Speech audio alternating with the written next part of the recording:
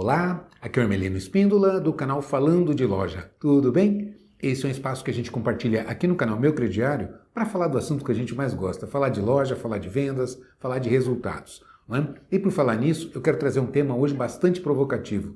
Será que o crediário impacta na formação do cálculo de preços? Tem alguma coisa a ver? E por que eu estou trazendo isso? Porque eu já ouvi lojista dizendo assim, Hermelino, trabalhando com crediário, eu não consigo precificar do mesmo jeito que eu precifico quando eu vendo somente à vista. Eu tenho que criar um preço diferenciado. E aí eu questiono por quê? Porque no crediário eu tenho dois impactos aí. Eu tenho a questão do fluxo de caixa, porque como eu vendo a prazo, eu demoro mais para receber, e eu tenho a inadimplência, que eu preciso colocar aqui no preço. Ok, faz sentido? Todo sentido se você olhar somente esses dados. Mas existe um terceiro dado que impacta fortemente nesse cálculo e que pouquíssima gente sabe fazer essa conta. E é essa dica que eu quero trazer para você hoje.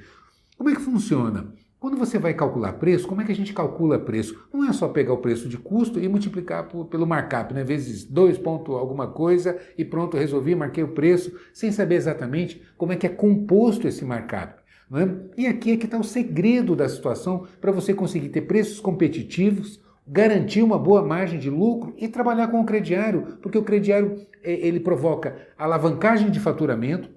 A gente sabe que quem compra à vista compra pouco. Se você quer aumentar o ticket médio, você tem que disponibilizar um bom plano de pagamento e crediário faz uma diferença gigantesca nesse momento do cliente decidir por levar mais itens, os itens mais caros, de ser uma boa ferramenta na mão da equipe para fechar mais vendas. Enfim, a gente sabe que o crediário tem esse impacto muito forte, além da fidelização. Crediário fideliza clientes. Se o cliente tem um limite pré-aprovado já numa determinada loja, é óbvio que ele vai dar preferência para essa loja, não é verdade? Então, com isso você consegue alavancar ticket médio e alavancar fidelização do seu cliente. Beleza, mas o que isso tem a ver com a precificação? Veja bem, o que compõe um markup? Quando você vai calcular preço de custo, o que você soma? Preço de custo da mercadoria mais despesas fixas, mais as despesas variáveis, mais a margem de lucro pretendida e os impostos, não é?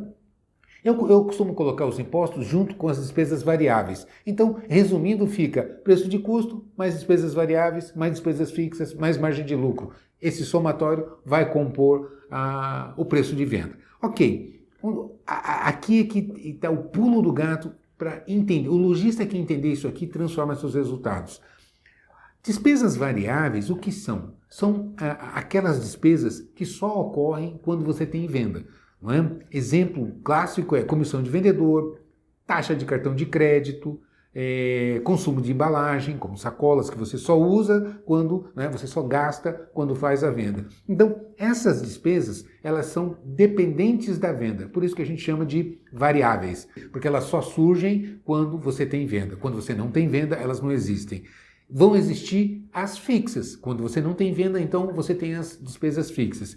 Despesas como aluguel, a mensalidade do seu contador, a mensalidade do seu sistema e uma série de outros gastos que você tem na loja, como a folha fixa de salário e assim por diante. Então você tem uma série de despesas na loja que, independentemente de venda, você tem essas despesas presentes. Por isso que a gente chama de despesas fixas. O que isso tem a ver com a nossa história? Tem tudo a ver. Por quê?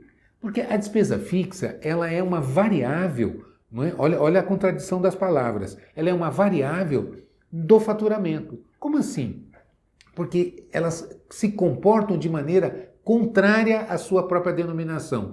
As variáveis, geralmente, são um percentual do faturamento. Exemplo, a minha taxa de cartão de crédito é 3%. Então, 3% é 3%, 3% de 10 é 3%, 3% de 1 milhão é 3%. A porcentagem, ela acompanha essa flutuação do faturamento. Impostos, eu estou no Simples aqui na minha loja, então meu imposto é mais ou menos 10% do faturamento. Ou seja, é um percentual do faturamento. Conforme você fatura, esse percentual vai acompanhando o faturamento. As despesas fixas são exatamente ao contrário. Né? Então, as despesas variáveis, por serem percentuais, são fixas acompanhando o faturamento. As despesas fixas são exatamente ao contrário. Exemplo, a minha loja fatura 100 mil por mês e eu estou pagando, 10 mil de aluguel. não é? Então, o aluguel é uma despesa fixa, ele não vai mudar na proporção da minha venda.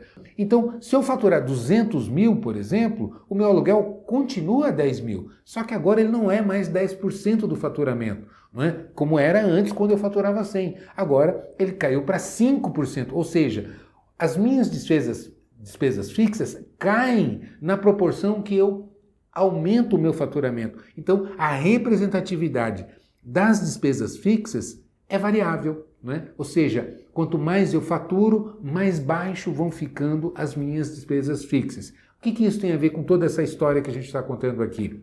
Se você consegue alavancar vendas por conta de implantar crediário, você ter um crediário na sua loja, que é, primeiro, com inteligência artificial, segundo, que você consegue calibrar a inadimplência, dizer exatamente que inadimplência que você quer trabalhar. Mas, Hermelino, inadimplência boa não é inadimplência zero? Olha o dedinho. De jeito nenhum. É muito fácil você ter inadimplência zero na sua loja. É só você não dar crédito, concorda comigo? Se você não dá crédito, não tem inadimplência. Mas o que vai acontecer com as suas vendas? Elas despencam. O seu ticket médio vai lá para baixo. Quem compra à vista gasta pouco, não é verdade? Então, o que vai acontecer com suas despesas? Elas ficam muito representativas e a sua margem de lucro desaparece. Você não consegue ser competitivo, ser lucrativo na sua loja. Então, é necessário que você coloque uma determinada inadimplência para que você alavanque o faturamento e essa inadimplência se dilui. É a mesma coisa que cartão de crédito, não é? Cartão tem uma taxa. Se você vende no cartão, vende R$100 no meu cartão de crédito para data, não é? Eu vou receber R$100? Não, eu vou receber os R$100 menos a taxa de administração do cartão. Não é verdade? E por que eu coloco o cartão de crédito na loja? Porque eu vou alavancar faturamento, não é verdade? Então é muito mais representativo o meu faturamento quando eu disponibilizo instrumentos de crédito. Por quê? O meu faturamento cresce, eu consigo muito mais vendas, eu consigo atrair muito mais clientes, eu disponibilizo ferramenta mais matadora na mão da minha equipe de vendas. Não é verdade? Então, perceba que, voltando então concluindo a história, se você alavanca faturamento, a sua despesa fixa vai caindo. Você consegue encaixar inadimplência e melhorar a sua margem de lucro a partir do momento que você consegue alavancar o faturamento e abrir um espaço percentual dentro da composição do seu preço. Então, parece que é uma mecânica complexa, difícil, mas não é não. Se você entender exatamente o que eu estou dizendo aqui, não é? Que preço você calcula, preço de custo mais as despesas variáveis, que é um percentual do faturamento, você calcula, eu pago 5% de comissão, mais 3% de taxa de cartão, tenho aqui mais 3% de inadimplência, que eu vou calibrar aqui para ter isso como um custo, mais consumo de embalagem, minhas despesas variáveis aqui representam mais impostos da venda, vai me dar aqui uns 20% de despesa variável. Beleza, então eu tenho aqui, minha despesa fixa é um valor, eu vou somar toda a minha despesa fixa, né, a folha de pagamento fixa, né, a comissão é variável, evidentemente. Então eu vou somar a folha mais os encargos, o aluguel, o consumo de material de limpeza, etc., aqui do operacional, e assim por diante. Somo todas essas despesas e comparo percentualmente, vai me dar um montante em reais. Comparo com o meu faturamento.